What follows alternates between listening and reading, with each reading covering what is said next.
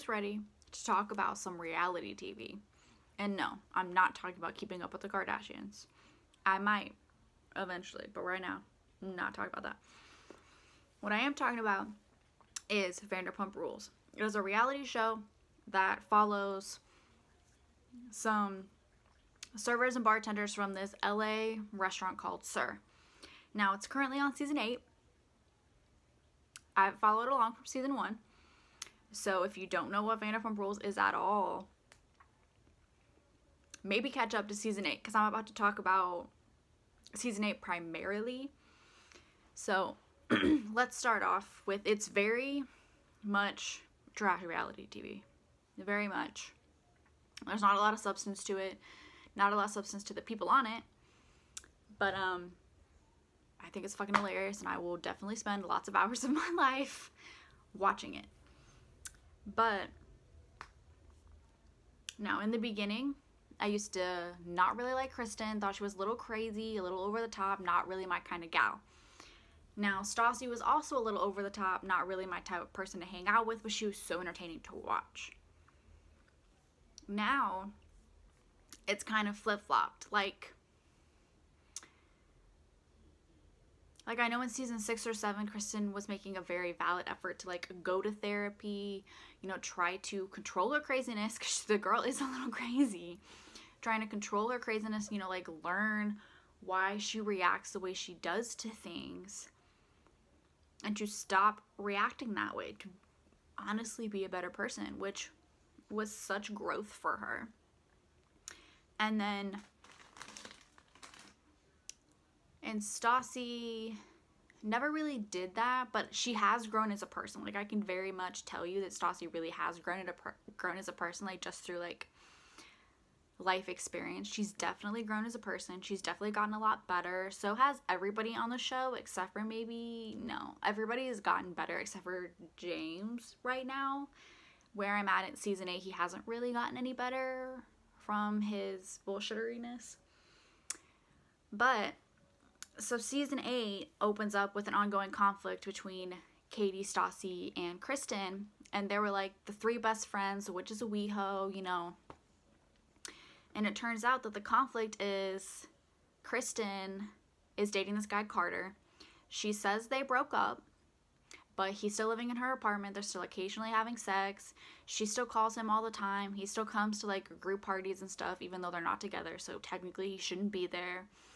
And Katie and Stassi are like, well, you aren't really broken up. Like, why are you lying to me?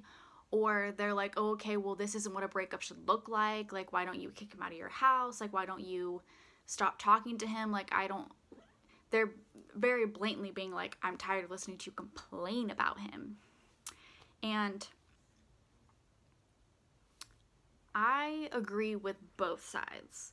Like, because Kristen's very like, I just don't know how to move on from Carter. Like, Carter, she explains Carter as Carter's being her one true love. She's her beau to her Stassi. Like, that's just what he is to her. And because it didn't work out, she's so heartbroken that she doesn't know how to ask him to move out. She doesn't know how to distance herself from him.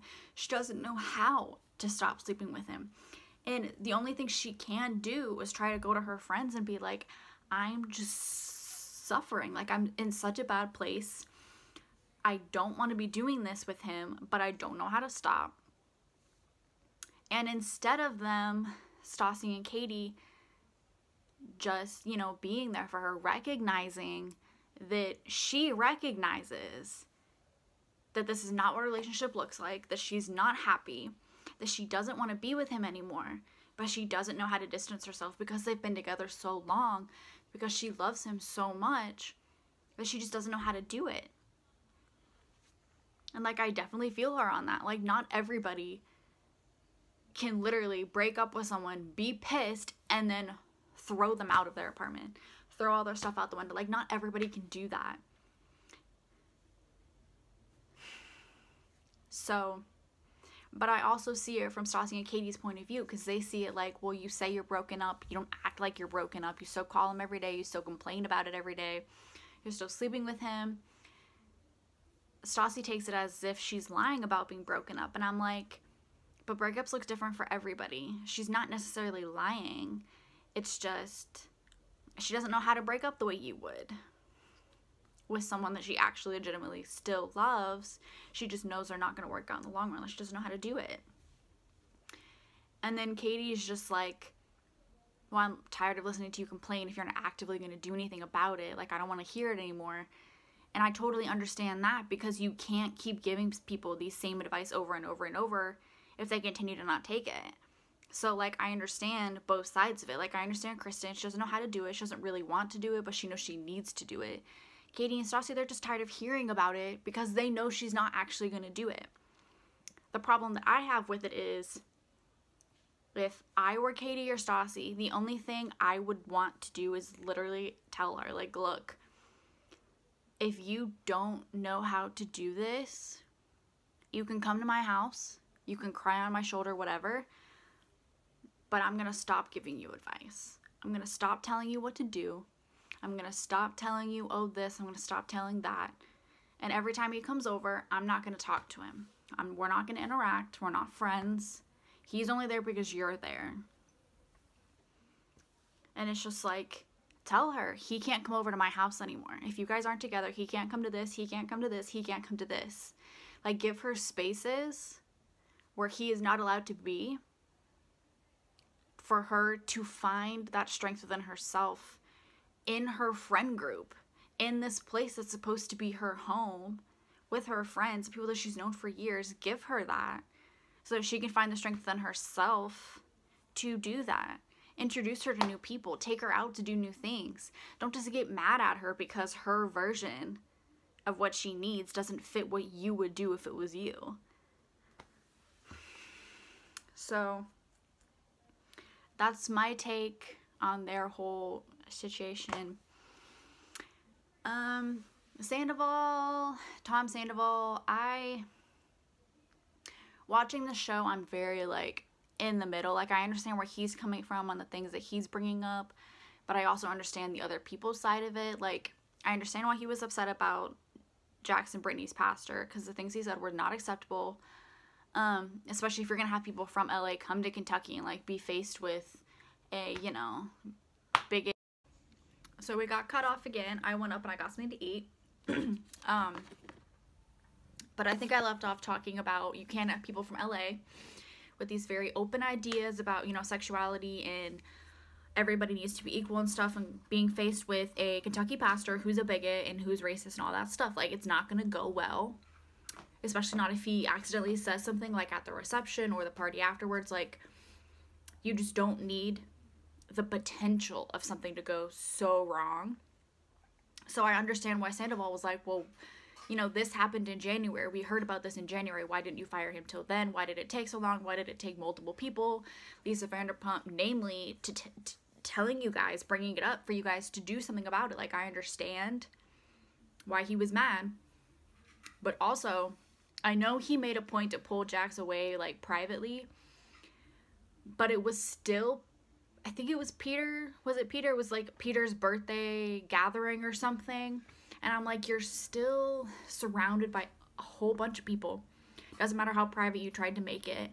Like, you shouldn't have done it. 1, in the group setting. 2, in public. You should have, like, gone over to his house and been like, oh, hey, Jax, I just want to, like, talk. And then he did start it very badly. Like, he did. He was just like, oh, I just want to ask a question. Like, why did it take so long? Like he came at Jax a little bit. Like, I know he didn't mean to really come at Jax, but, like, it seemed like he was coming at him. So I understand why Jax would take offense. Did he need to take it that far? Did he need to get the whole group involved? Did the whole group need to jump all over Tom Sandoval? No, they didn't. That was unnecessary. But again, like, both sides of it. And the whole Stassi book party thing, like, 1, that text message was not professional. If you're gonna have a friend come to your venue for a professional book signing thing, whatever, you have to then, when things are about that event, you have to be professional about it. Him sending her that text in the middle of the night, screaming, telling her I'm gonna kick you out, was not acceptable, was not professional, and it was not how the owner of the bar should act. Like, that's just not acceptable. But then when you figure out that all the staff literally like called off, couldn't come in that night, that's why he was freaking out, because he was like, oh, now we have this party of 80 people with only a week's notice. We couldn't really schedule enough people. The people we had scheduled couldn't come in. Like, okay, I get why he's stressed. I've definitely been there where you have a party, you thought you had staff, but then, oh, nope, I don't have the staff. It is very stressful. It's like, oh shit, what am I gonna do? It still doesn't excuse how he responded. And it's just like, if it were me, I would not have gone into Tom Tom that day. It would have just been, oh, I said something I shouldn't have. Let me stay away. Let them handle this themselves. But he came in, and he was right. Stassi should not have come up to him in the middle of his bar, in the middle of her party, and screamed at him. But he did it to himself because he started it with that aggressive text message, and he knows who she is. So I'm like, I don't know why you expected anything different to happen. But that was not acceptable. He never really apologized because he was just trying to get her to see his point of view of like why he was stressed about it. And her whole point of view was like, oh, but, I was just having a party. Like, you're not being able to staff, it's not my business. Like, it doesn't mean you should have called me. And he shouldn't have. I should have immediately gotten on the phone with Swartz and been like, oh, hey, we don't have the staff. What are we going to do? Who are we going to call in? Work it out, and call Max. Like, call your general manager, call your other owner, call Lisa, call Sir, see if you can borrow some people. Like, figure it out before you flip out on the person whose event it is, who's bringing in money. Like,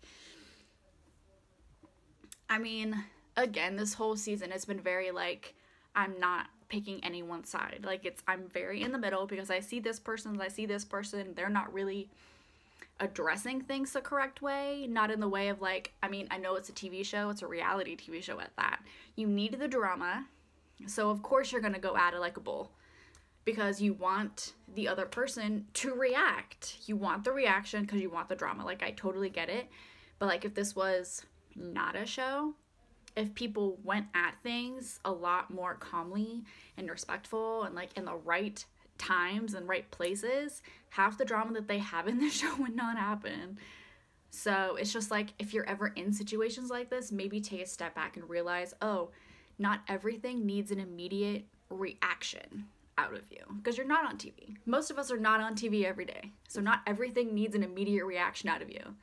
Maybe take a second, step back, think about it, then react. Because then you have a thought out reaction and not a split second reaction, which might just land you in more trouble.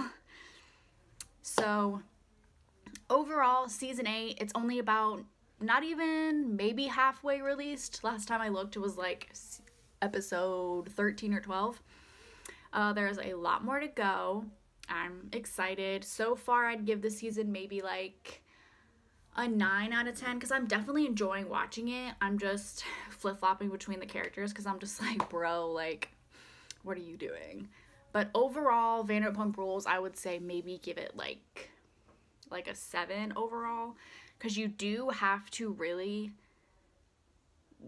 get over their personality flaws to watch it. Otherwise, you're just annoyed and aggravated. So, but it is very entertaining for a reality TV show. I could not do it, I don't think. But, so if you're in the mood for reality TV, the first 7 seasons are on Hulu. So hit it up, watch it, and then let me know in the comments what you thought of it.